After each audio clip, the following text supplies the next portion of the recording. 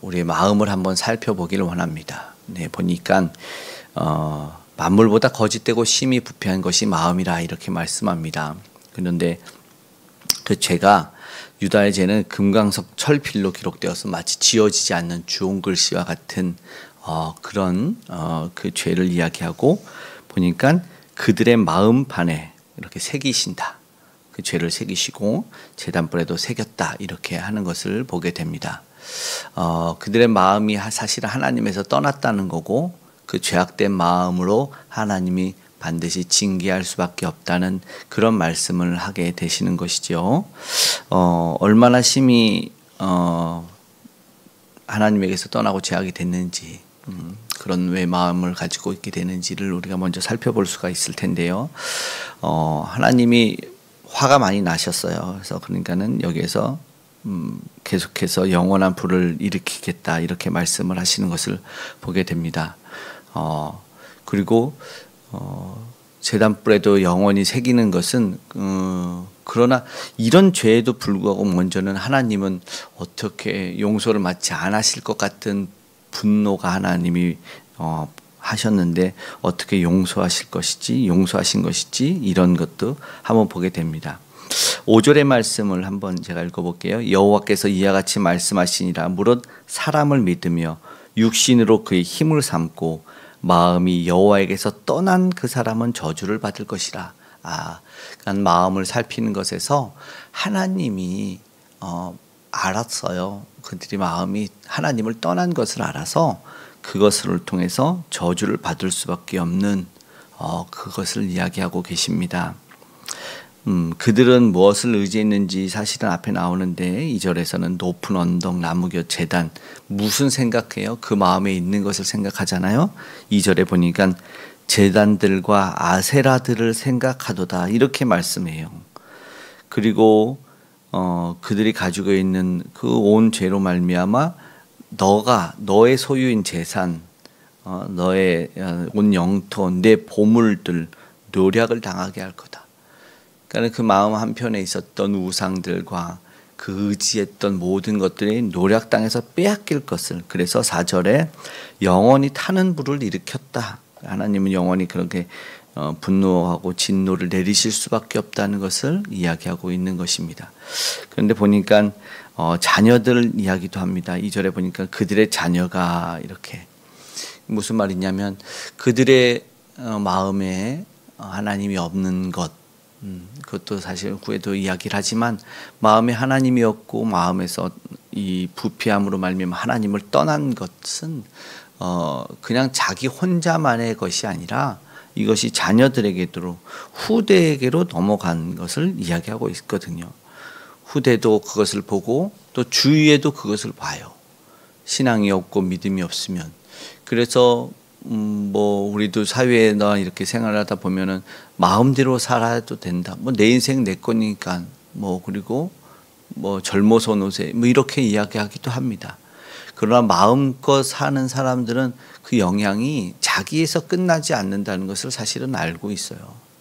2023년에도 그런 기사가 나왔던 것 같은데 젊은 부부가 이제 게임에 중독이 돼서 밥을 달라고 하는 아이들 밥을 주지 않고 폭행하고 그러다가 결국은 또 죽음에 이르게 하는 이게 잊을만 하면 나오는 기사더라고요. 어떻게 저럴 수가 있지. 그러니까 내 인생은 내 거고 또 영화 6기 얼마 전에도 나오더라고요. 아이들 그 옥상에서 아파트에서 내던지기도 했고 6개월도 안 된 그런 아이였죠. 영화를 던지기도 했어요. 그런 모습들을 보면서 참 안타까운 모습을 보게 되죠. 혼자 사는 인생이면 되겠지만 우리는 더불어 그렇지 않고 함께 사는 인생인데 그리고 그 영향력이 계속해서 뻗쳐지는데 그냥 내 마음대로 살 수 있다? 절대 그렇지 않더라고요. 최소한 우리가 함께 살며 내 영향력이 누군가에게 미칠 수 있다. 그럼 우리가 그리스도인으로 생각해 봐야 될 것은 내가 조금 더 잘 살 필요가 있지 않을까. 나의 영향력이 선한 영향력이 주위로 우리 다음 세대로 흘러가야 되지 않을까? 우리는 그렇게 생각합니다. 내가 마음대로 분나는 대로 분을 내고 내 기분대로 산다고 해서 사는 그런 인생은 어디에도 없지요. 네.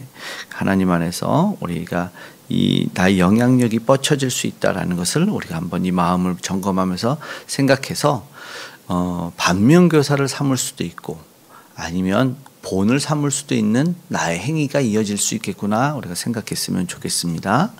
선한 영향력을 내는 우리가 되었으면 좋겠고, 그리고 하나님이 내 것이라고 생각했던 것을 치우신다고 해요. 3, 4절을 보면 너 거, 내 기업도 4절에서 내게 준 기업에서 손을 뗄 것이다 이렇게 말하는데 오늘 우리에게 주신 것을 잘 관리해야 됩니다. 청지기적 사명을 또한 관리하는 이 시작이 되었으면 좋겠습니다. 이것은 누누이 성경에서 이야기하고 예수님도 경고하는 말씀이지 않습니까? 하나님이 맡겨주신 것에 대한 그 관리, 청지기적 사명, 이것을 그러지 못했을 때는 옮기시는 것도 보죠. 잔을 옮기시는 것도 봅니다. 맡겨준 일을 충성되게 감당할 수 있는 저와 여러분이 되기를 간절히 소망합니다. 그런데 보니까 이제 하나님이 분할 수밖에 없는 것은 그 마음이 여호와를 떠나서 저주를 받는다 분명하게 이야기하는데 결국 그들에게 돌아오는 것은 뭐였냐면 내 삶이라고 생각했으나 내가 안전한 땅이라고 생각했으나 돌아온 것은 6절에 보니까 사막의 떨기나무와 같은 인생이 된다는 거죠. 언제 불타버릴 수도 있는, 그리고 건건한 땅, 간조한 땅, 사람이 살지 않는 땅에 살게 된다. 생활의 터전이 완전히 변합니다.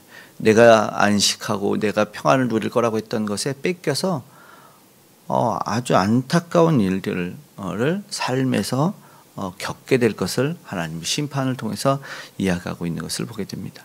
중요한 것은 사막에서 무엇을 얻을 수 있어요? 하나님의 공급이 끊어지는 인생이 된다는 것이죠. 그 결과를 이야기합니다. 그런데 이제 5절, 6절과 7, 8절은 완전히 정반대예요. 근데 7, 8절은 그래서 5, 6절은 저주를 받을 것이라 했잖아요. 근데 7, 8절은 복을 받을 것이다 바로 이야기합니다. 7절 끝에 보니까 여호와를 의뢰하는 사람은, 의지하며 의뢰하는 사람은 복을 받을 거다. 네, 그러나 하나님을 찾는 거죠. 아까 하나님의 마음이 하나님의 떠난 자에 대조돼서 그래요. 그랬더니 8절에 보니까 물가에 심겨진 나무를 비유합니다. 마치 시편 1편이 생각나는 것 같아요. 뿌리가 강변으로 뻗어서 더위가 와도 두려워하지 않는 인생을 비유해서 완전히 대조적으로 설명을 하고 있습니다. 그래서 가무는 해에도 걱정이 없고 결실이 그치지 않는다. 이 하나님의 은혜가 계속해서 이어지고 있는 것을 보게 됩니다. 그런 우리가 되어야겠지요. 하나님을 의지하고 하나님과 깊은 교제가 우리 가운데 계속해서 머물기를 원합니다. 그럴 때 하나님이 허락하신 그 많은 은혜와 복을 누릴 수 있을 줄 믿습니다. 이제 굉장히 독특한 9절 말씀, 하나님이 무엇을 살핀다고 하시죠? 하나님은 정말 깊은 곳 살핀다고 해서 10절에 보니까 심장과 폐부를 시험하고 행실대로 보응하신다. 그런데 우리 마음은 뭐라고요? 심히 부패하여, 그것이 누가 알리오마는, 우리는 모른다고 생각하죠. 그 마음은 우리가 속담으로도 한 길, 10길 물속으로 나서 한 길 사람 속을 모른다고 해요. 이것이 우리의 마음이에요. 우리는 마음들을 꼭 숨기고 사는 것 같아요. 이게 왜요? 부패했어요. 그러니까 마음이 쉽 변하고 그렇게 배신하고 그런 마음들이 있는 것이죠. 그러니까는 결국은 자고새 이야기를 할 수밖에 없어요. 자고새는 자기가 낳지 않은 알을 갖다가 자기 자식처럼 길러요. 근데 중년에 떠나가겠다고 말합니다. 결국 그 말은 11절에 어리석은 자가 된다는 거예요. 그것을 비유로 이야기하고 있습니다. 결국 우리는 무엇하냐? 마음을 살피고 점검하면서 내 마음 굳건히 지킬 수 있기를 원합니다. 잠언 4장 23절에는 얘기하지 않습니까? 뭐로 지킬 것보다 더욱 내 마음을 지키라. 생명의 근원이 이에서 남이니라 라고 말씀하고 있습니다. 그 마음을 지켰을 때 생명의 근원까지도 이야기하면서 오늘 우리에게 말씀을 생각나게 하는 것을 보게 됩니다. 그 마음을 지키고 하나님을 의뢰하고 의지하는 마음이 된다면 오늘 우리에게 큰 놀라운 은혜와 결실 허락하신다는 것도 이야기합니다. 하나님이 분명하게 대조돼서 말하는 징계가 아닌 복이 우리에게 임할 줄로 믿습니다. 그 하나님은요, 이제 이 선지자는 찬양할 수밖에 없어요. 영화로우신 보좌에서부터 그리고 이스라엘 소망이다 13절에 이야기합니다. 그러나 물론 여호와를 떠난 자는 안 된다. 왜요? 여호와를 생수와 같은 여호와를 버린다라고 13절에 이야기를 하고 있습니다. 14절에 여호와여 주는 나의 찬송이오시니 나를 고치소서 나를 구원하소서. 철저하게 여호와 하나님을 의지하는 것을 이야기하고 있습니다. 너무나 당연하지요. 그러니까는 자기는 떠나지 않고 하나님이 내게 주신 것 맡기겠다. 그래서 다 떠나도 16절에 선지자가 이런 표현합니다. 나는 목자의 직분에서 물러가지 아니하고 주를 따르겠습니다. 이래서 내 입술에서 나온 것은 주의 목전에 있습니다. 재앙의 날에 오히려 자기는 피난처가 된다라고 말합니다. 어제 말씀처럼 그날이 임하면 누군가에겐 재앙이지만 누군가에겐 구원의 날이 되는데, 오늘 선지자는 자기는 나는 끝까지 목자로서의 사명 직분을 감당할 것이고 나는 재앙의 날에 피난처인 구원자인 우리 하나님을 보게 될 것이다 라고 말합니다. 그래서 사람이 치욕을 18절 마지막 읽은 본문에는요, 치욕을 당할 때 나는 치욕당하지 말고 그들이 놀랄 때 나는 놀라게 마십시오. 재앙의 날이 그들에게 임하지만 나는 그들은 멸하지만 나는 그렇지 않게 해달라는 고백을 하게 되는 것을 보게 됩니다. 네, 맞습니다. 동일하지만 동일하지 않은 것이죠. 누군가에게는 화와 재앙과 심판이지만 우리에게는 은혜요 기쁨과 구원을 경험하는 날이 될 줄로 믿습니다. 이제 다시 한번 우리 마음속에 내가 얼마나 하나님을 의지하며 살았는지 우리는 총체적으로 전방위적으로 우리 삶을 점검해 봐야 됩니다. 요때만 이때만 이것 할 때만 하나님을 찾는 것이 아니라 모든 삶에서 기쁘고 잘 될 때 그리고 힘들 때만이 아니라 어느 때고 우리 하나님을 의뢰하고 의지하는 사람, 바로 오늘 본문에서 말한 것처럼 그런 마음으로 오늘 우리가 돌아갈 수 있기를 바랍니다. 그리고 그때그때마다 구원을 경험하고 하나님이 피난처 되심을 오늘 하루에 그리고 오늘 하루와 올 한 해 충만히 누릴 수 있기를 간절히 원하고, 또 세상에서도 그 암담한 이들 또 절망에 빠져 있는 이들도 피난처인 예수님을 볼 수 있는 또 그런 가운데 우리의 기도가 이어졌으면 좋겠습니다. 세상을 위해서 오늘도 현란하고 복잡하지만 이 마음 지킬 수 있기를 주님의 이름으로 축복합니다. 아멘. 기도하겠습니다. 사랑의 아버지 하나님, 고맙고 감사합니다. 우리의 마음을 점검하길 원합니다. 심히 부패하여 죄악이 가득할지라도 우리를 그렇게 사랑해 주신다는 것을 알고 우리가 돌이키길 원하며 새로운 마음으로 다잡기를 원하오니 은혜를 베풀어 주시옵소서.